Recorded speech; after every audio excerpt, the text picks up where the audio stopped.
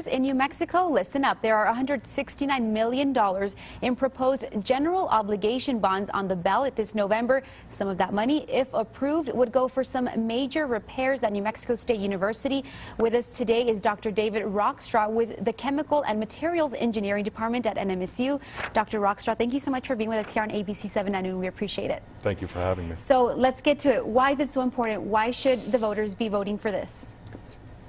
A major part of the money is going to go to the renovation of Jet Hall, which houses the chemical, materials, aerospace, and mechanical engineering programs.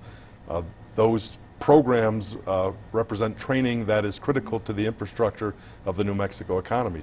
Students with those backgrounds go on to work in the national labs. They work in the aerospace industry at NASA. They work in the military. They work in the food processing industry, in oil and gas industry, in mining, advanced materials industry.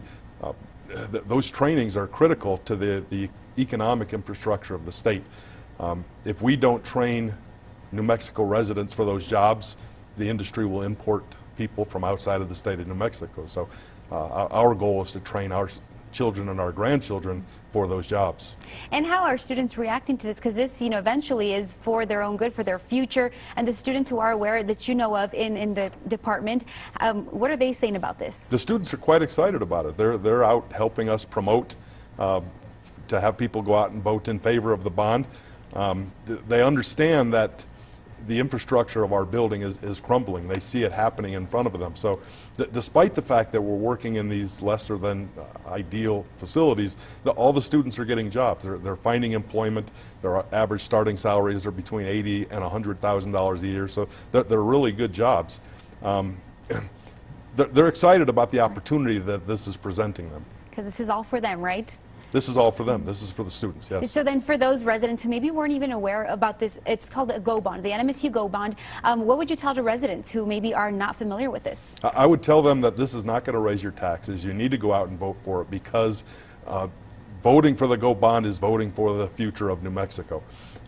In our program alone in the last month, we've had 3 incidents where the building has prevented us from doing our jobs properly. We had a steam line break that cost us about $500,000 of equipment. We had a roof leak during a heavy rain recently that cost us some equipment, and just the other day we had a water line break.